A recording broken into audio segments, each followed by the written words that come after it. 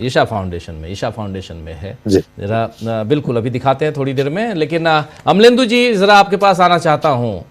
बहुत महत्वपूर्ण एक डांस दिखाएंगे हम, नरेंद्र मोदी जी के उस डांस का भी हम इंतज़ार कर रहे हैं जो जाके वहाँ इजराइल में उन्होंने किया था।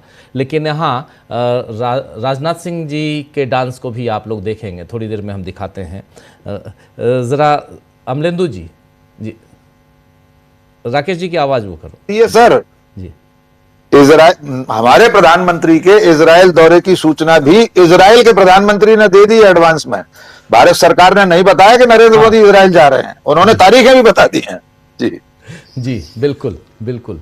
तो चलिए अब हमारे यहाँ की विदेश नीति विदेश तय कर रहा है विदेश नीति विदेश तय कर रहा है, ठीक है। इंतजार करते रहिए। लेकिन जरा अमलेंदु जी आपके पास आना चाहता हूँ। आप वीडियो को जरा दिखा देते हैं थोड़ी देर में। लेकिन अमलेंदु जी क्या कहेंगे, ये पूरे तमाम घटनाक्रमों को अगर बंच बनाइए, खिचड़ी बन जा रही है। जी राजीव जी, एक तो सरकार में जो है वो नाचने वाले लोग बहुत ज़्यादा भर्ती हो गए हैं ये बड़ी अच्छी बात है। अभी तक जो थे वो लाए जाते थे बॉलीवुड से, कोई नाचने वाले लोग रहें तो ठीक ठाक रहेगा मामला। अब तो बॉलीवुड की आवश्यकता ही नहीं है, तो नाचने वाले तो तमाम राजनेता नाच ही रहे हैं। कोई इजराइल में नाच रहा है, कोई ईशा फाउंडेशन में नाच रहा है। बहरहाल राजीव जी, अब लेकिन सवाल ये है कि ये सरकार किसके इशारे पर नाच रही है, और सरकार जिसके इशारे पर नाच रही है वो भी सामने आ चुका है कि सरकार किसके इशारे पर नाच रही है। राजीव जी, ये इस देश का दुर्भाग्य है कि 70 सालों में ऐसा कभी नहीं हुआ कि भारत की सरकार जो है वो किसी विदेशी राजनेता के कहने पर नृत्य करे। लेकिन अब ये हो रहा है। अब जैसा कि डॉक्टर साहब ने बताया कि भाई नेतन्याहू ने बता दिया कि हमारे प्रधानमंत्री की इजराइल यात्रा जो है वो तय है, और वो वहाँ कब जा रहे हैं भारत सरकार की तरफ से कोई इस पर कोई जानकारी नहीं आई। बहुत अच्छी बात है, चूंकि विदेश नीति है तो राजीव जी विदेश के ही लोग तय करें विदेश नीति भारत की क्या होगी। या तो हमको तो यह मस्जिदों के नीचे से जो है शिवलिंग निकालने में से फुर्सत नहीं मिल रही है, दाढ़ी पकड़ के नोचने से ट्रेनों में उससे फुर्सत नहीं मिल रही है, ब्राह्मणवाद जिंदाबाद और मुर्दाबाद के नारों से यहाँ फुर्सत नहीं मिल रही है। तो जरूरत क्या है कि विदेश की नीति यहाँ बने। यहाँ तो यही सब काम चलता रहेगा, सरकार चली रही है, तो विदेश नीति का काम विदेश के ही लोग करें, वही ज्यादा ठीक है। भारत की विदेश नीति क्या होगी वो ट्रंप तय करें, नेतन्याहू तय करें, पुतिन तय करें, ये सब तय करें। लेकिन सर्जियो गोर राजीव जी अगर जा रहे हैं भारत के वेस्टर्न कमांड का निरीक्षण करने, और ये निरीक्षण करने के लिए कि हमारी ताकत क्या है, सैन्य ताकत क्या है, तो इसके आने वाले खतरों को बहुत गंभीरता से देखना चाहिए।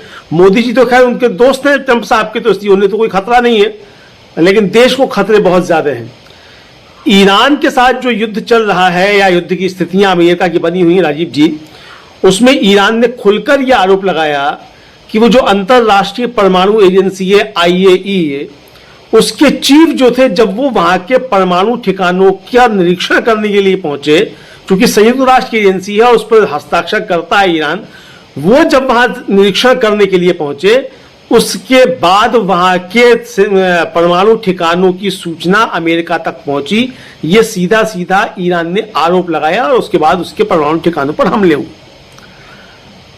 और राजीव जी, अब वहां अमेरिका के जंगी जहाज पहुंच रहे हैं। ट्रंप साहब ने फिर कह दिया है कि उनका एक और पहुंच गया। अभी तो अब्राहम लिंकन की बात थी, अब एक और कोई सा जहाज है वो भी पहुंच रहा है। वो कह रहे हैं कि अगर हमसे डील नहीं हुई तो हम फिर आगे देखेंगे क्या हमें करना है, ट्रंप साहब कह रहे हैं। तो राजीव जी, जिस तरीके से IAEA ने वहां जाकर जो परमाणु ठिकाने थे ईरान के, उनकी निशानदेही की जाकर और सूचना दे दी गई अमेरिका और इजराइल को, जैसा कि ईरान का आरोप है, तो क्या इस तरीके के निशानदेही भारत के अंदर भी की जा रही है अमेरिका के द्वारा? इसको लेकर राजीव जी सवाल खड़े होने चाहिए और यह पूछा जाना चाहिए कि भाई आप जाएं कुछ भी चाहिए, लेकिन चूंकि उनका बयान है, जैसा प्रकाश हिंदुस्तानी जी ने बताया कि वो भारत की क्या सैन्य शक्ति है उसको वो जाकर तोलेंगे, तो इससे राजीव जी साफ लगता है कि ये सामान्य जो है वो नहीं है कि आप जाकर किसी कमांड का आप निरीक्षण कर रहे हैं। इसी तरीके से प्रधानमंत्री राजीव जी ऑपरेशन सिंदूर के बाद वो जो एक एयरबेस है वहां गए थे और वहां जाकर उन्होंने सेल्फी ली, वहां दिखाया कि किस तरीके से एयरबेस पर पहुंचे हुए हैं। उससे भी राजीव जी राष्ट्रीय सुरक्षा के लिए खतरे पैदा हुए थे कि आप पाकिस्तान के बॉर्डर पर जाकर के एयरवेज का आप सेल्फी लेकर के बता रहे हैं कि हमारी क्या स्थितियां हैं। इससे पहले भी ये सरकार राजीव जी आईएसआई को बुलाकर हमारे सैन्य अड्डों की निशानदेही करवा चुकी है कि सब जांच के नाम पर 70 सालों में ये भी पहली बार हुआ कि आईएसआई भारत में आए और आकर के यहाँ के सैन्य अड्डों की जाकर जांच करे कि साहब पाकिस्तान उसके आतंकी हमलों में शामिल है कि नहीं है। भाई ये तब तो आप कह रहे थे कि पाकिस्तान जब तक जो है वो आतंकवाद से अपना मुंह नहीं मोड़ता, आतंकवाद खत्म नहीं करता, उसके साथ कोई बातचीत नहीं होगी, और फिर आप बुलाकर उसका जो है निरीक्षण करवा रहे हैं। इसी तरीके से पाकिस्तान के साथ जिस तरीके से ट्रंप की दोस्तियां बढ़ रही हैं और लगातार बढ़ती चली जा रही हैं, उसके बावजूद अगर हम वहां के राजदूत को जो है अपने सैन्य अड्डों की अगर हम इस तरीके से निरीक्षण करवा रहे हैं, तो सवाल राजीव जी ट्रंप के ऊपर नहीं है कि ट्रंप क्या कर रहा है, सवाल यहां के राजनेताओं के ऊपर है जिनके हाथ में इस देश की कमान है कि वो देश की राष्ट्रीय सुरक्षा के साथ किस तरीके से समझौते कर रहे हैं। ये राजीव जी मुझे लगता है कि बड़ा मसला है और गंभीर मसला है और इसको आसानी से छोड़ा नहीं जा सकता। मुझे लगता है विपक्ष इस बात को भी लेकर भी सवाल उठाएगा। संसद का सत्र चल रहा है, इसलिए संसद के सत्र में भी ये बातें गंभीर तरीके से राजीव जी सामने आ सकती हैं। अब अमित शाह कह रहे हैं कि साहब वो बहस कर लो, जो है वो आके युवा मोर्चा का नेता वो बता देगा। तो हो सकता है राजीव जी अमित शाह जी शायद ये उनके पास सूचना हो कि मोदी जी अब रिटायर होने वाले हैं, तो मोदी जी अब बहस नहीं करेंगे। भाई अब नए बहस के लिए तैयार हो रहे हैं भारतीय जनता पार्टी के अंदर नए लोग, तो उनसे बहस करो तो राहुल गांधी से बहस में जो जीतेगा उसको मोदी जी की जगह दे दी जाएगी। हो सकता है ये चल रहा हो भारतीय जनता पार्टी में। अमित शाह जी चूंकि अनुभवी राजनेता हैं, बहुत गंभीर राजनेता हैं, कई बार के मंत्री रहे हैं, वहां भी गुजरात में भी और यहाँ भी मंत्री हैं, और सदन में भी उन्होंने बताया था कि उनका 30 साल का राजनीतिक अनुभव है सरकार में रहने का, तो उनको बहुत ज्यादा अनुभव है। तो अपने अनुभव से वो तैयार कर रहे होंगे कि मोदी जी तो अब रिटायर होने वाले हैं, तो मोदी जी की जगह अब लेनी है, तो राहुल गांधी से बहस के बाद जो तैयार हो कि कौन बनेगा। तो ये हो सकता है ये उनकी अपनी तैयारियां हो, तो अगर ये उनकी तैयारियां हैं तो उसमें किसी को कोई आपत्ति नहीं होनी चाहिए। अब ठीक है, राहुल गांधी ने कह दिया कि रणदीप सिंह सुरजेवाला बहस करेंगे, तो तैयार हो जाए रणदीप सिंह सुरजेवाला से बहस के लिए। अमित शाह जी चाहे तो वो बहस कर लें और उनका अध्यक्ष चाहे तो वो बहस कर ले, वो दे दिया तो बहस करें। अच्छी बात यह राजीव जी की बहस की परंपरा चले, बहस होती रहे, और अमित शाह जी ने स्वीकार किया कि बहस हो। सदन के अंदर भले प्रधानमंत्री बहस से भाग रहे हों, लेकिन अमित शाह जी तैयार हैं कि सदन के बाहर बहस हो सकती है, तो बाहर ही बहस हो जाए, दिक्कत क्या है। धीरे धीरे रास्ते खुलेंगे, इस तरीके से बहस शुरू होगी तो कल को प्रधानमंत्री को भी बुलाया जा सकता है बहस के लिए। अमित शाह जी भी आ सकते हैं, $5 ट्रिलियन की इकोनॉमी जो है 5 टन की इकोनॉमी बताते हुए, वो भी बहस आकर कर सकते हैं। अब तो जीरो जो है कितने ट्रिलियन में होते हैं वो बताने वाले उनके यहाँ पहुंच गए हैं, तो ट्रिलियन में कितने टन होते हैं ये अमित शाह जी आकर बता सकते हैं। इंटर के बाद हाई स्कूल भी करवा सकते हैं अमित शाह जी। तो हो सकता है कि इंटर के बाद हाई स्कूल की परंपरा वहां चल रही हो, तो मोदी जी की जगह जो है वो वहां नया नेतृत्व तैयार हो, तो ये हो सकता है। अजीब जी उनका मसला है, खैर हम इसको नहीं लेना, लेकिन अगर वो बहस की बात कर रहे हैं तो इसका स्वागत किया जाना चाहिए।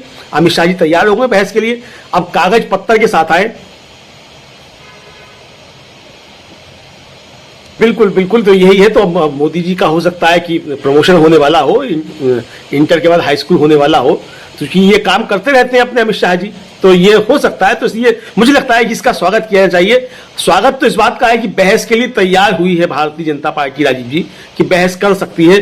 तो अब लेकर आए ट्रंप के साथ क्या डील हुई है, वो कागज रखें सामने, फिर बहस हो। तो अभी तो कागज ही नहीं है देश के सामने कि डील क्या हुई है, इस पर दस्तखत किसने किए हैं।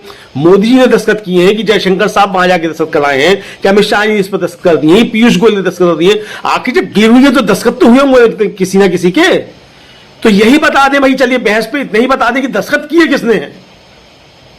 राहुल गांधी तो 5 सवाल पूछ रहे हैं, हम तो 5 भी नहीं पूछ रहे हैं, हम तो एक ही सवाल पूछ रहे हैं कि डील में क्या है। छोड़ो सब बातें, डील में क्या है। आप कह रहे हैं आप ही की बात सही है कि डील में क्या है, लेकिन ये बता दो कि डील पर दस्तखत किए किसने है। इतना देश के ऊपर उपकार अमित शाह जी करने, मोदी जी करने, तो बड़ी कृपा होगी राजीव जी।